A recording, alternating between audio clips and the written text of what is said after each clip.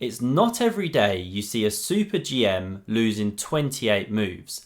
This game featured an absolute capitulation of one of the players because the opening was so complex and one of them lost their way. So let's see what happened between Alireza Firouzja, Shak and Mamedyarov, both players who love to attack. Alireza had white, so he kicked off with pawn c4. We had e5 from Shak, and this is the Sinquefield Cup, by the way, day 6, classical chess. G3 from Alireza, knight to f6, bishop g2, and now Shak goes for c6 here. You can go the immediate d5 in that position, very common move. Alireza now develops the knight to f3, and I should say, by the way, that in the blitz game they played in this St. Louis tournament, they had this exact position. Alireza went d4 and Shak kicked on with e4. Different game, and Alireza went on to win that one. But here he goes knight f3, hits the pawn, it kicks on to e4, and now his knight occupies this d4 square, not a pawn. So Shak now goes d5, Alireza captures that one, and it looks like you want to recapture with the pawn, set up the big centre, clear the way for the knight. But the problem with this one is that the centre comes really badly under fire after pawn to d3. I mean, if you take that one, the queen's coming in. This is a long-term weakness that can be very readily attacked. And if you don't take, say you develop, this is one of the lines that could be followed. Well, when the knight hits c3, now you've just got really uncomfortable pressure. The bishop's coming to g5 to eliminate one of the defenders. You just can't maintain the centre. It's a big problem for black. So that's why the queen recaptures in this position here. And now Alireza mentioned after the game that he'd mixed up his move orders. Now he plays the main move here actually, but he implied that he'd rather have gone pawn to e3, just holding the knight and also opening his queen to look at this h5 square. So it stops black from moving the queen to that square. Then you'd chop off the queens. After the knight recaptures, you'd pick up the pawn.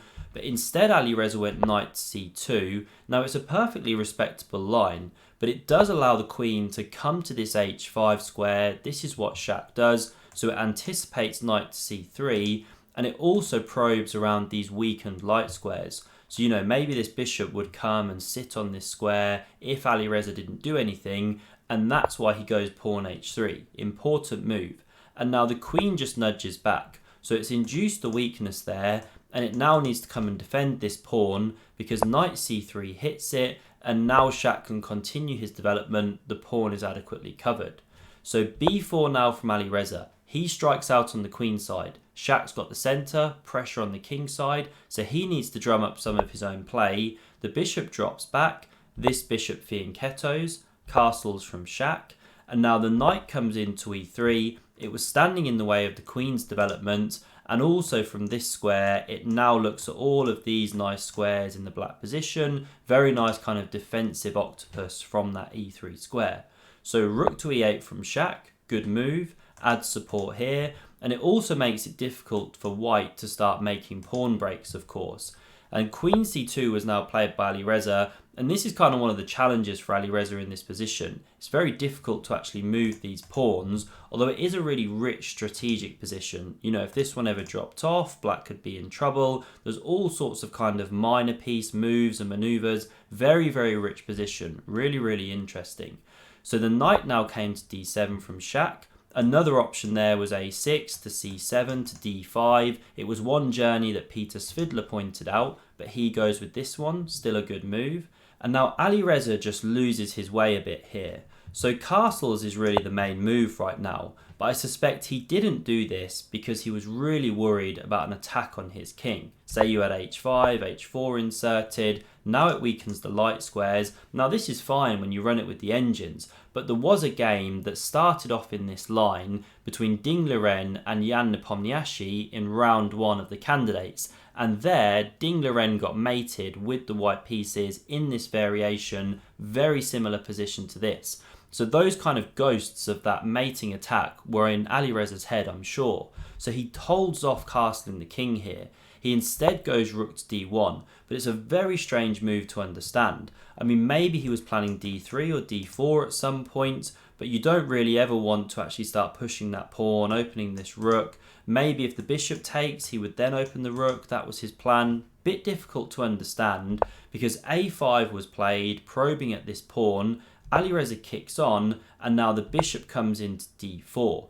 And now Alireza just slides the rook back to b1. So that's why this rook shuffle was very difficult to understand. So Shak is now in the driving seat. He goes pawn to c5, and this is part of the reason he centralised the bishop first. He was preparing c5, then he's got this one outside of that pawn chain. Alireza goes h4. Again, he delays castles. h5 from Shak. And now this is another interesting moment. So Alireza just goes wrong here. He plays a blunder, but one of the best moves is pawn to b6. And I just find this pawn sacrifice very instructive. Now knight b5 coming to c7 is coming, so you kind of have to accept that one. And then you can go knight b5 anyway. Bishop captures here, pawn recaptures, and then you can centralise this knight, cover the c7 square. But what I really like about this is you've just opened the rook. It's no longer blocked by a pawn, and now you can also recoup a pawn. Now black is slightly better, picks up an initiative here. You know, white hasn't castled, the bishop's going to develop, connect the rooks, etc. So black is a bit better, but it was a really nice option there for Alireza to mix up the position. But he jumps the knight into d5. This one was chopped. This one recaptures, and Alireza's just blundered here. I mean, it looks like it's giving him some good play because you're threatening to fork. You've opened up this bishop now. There's also problems with this e4 pawn potentially if the queen or the rook ever leave its protection.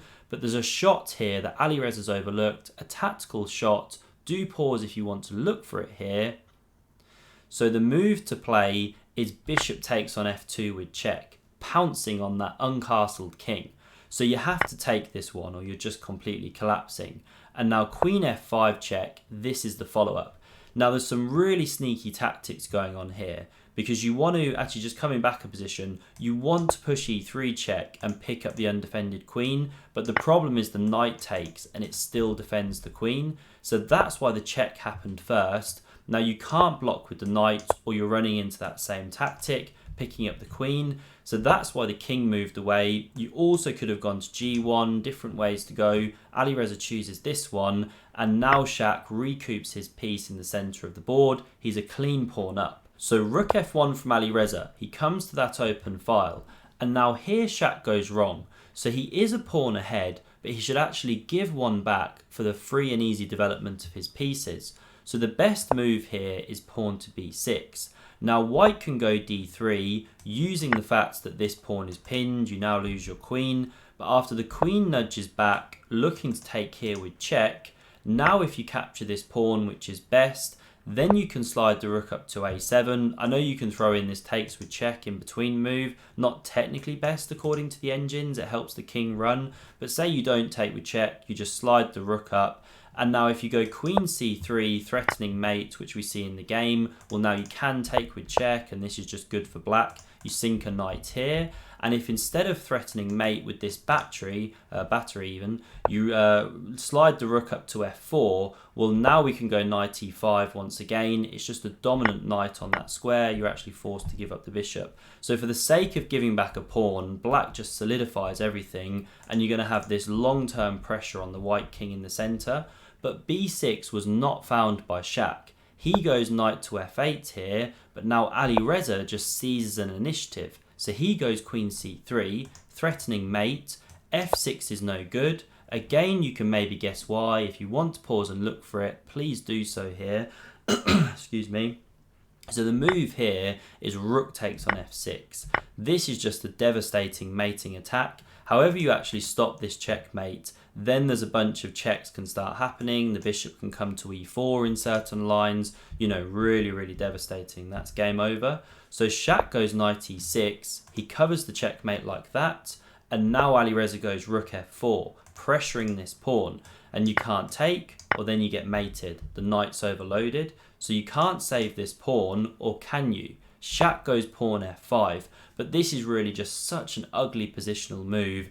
Best there was actually bishop d7, just developing, connecting the rooks. Won't go down that whole line. But after pawn f5, these dark squares are going to be a massive issue for the rest of the game. So d3 came from Alireza, again using those pins against the queen by the bishop, and now Shak completely blunders. So his best move here was takes on a2. You hit the undefended rook, it slides across, then you can come back, takes on e4, this is the top line, and then you can go queen d4 to get the queens off.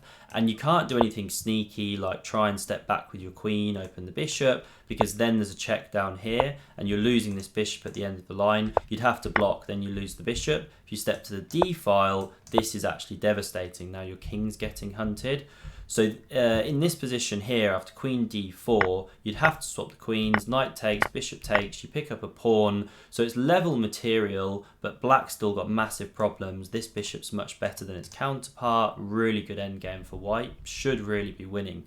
So queen takes on a2. That was the way to go for Shak, but it was still worse. But he goes knight d4, looks logical to sink that one in, block the diagonal, but what on earth are you actually doing after pawn to e3? And Shak said after the game he thought this move was impossible, you know, pushing a pawn on the e-file when the rook is blasting down there. How can you possibly do this in front of the king? But actually you simply can.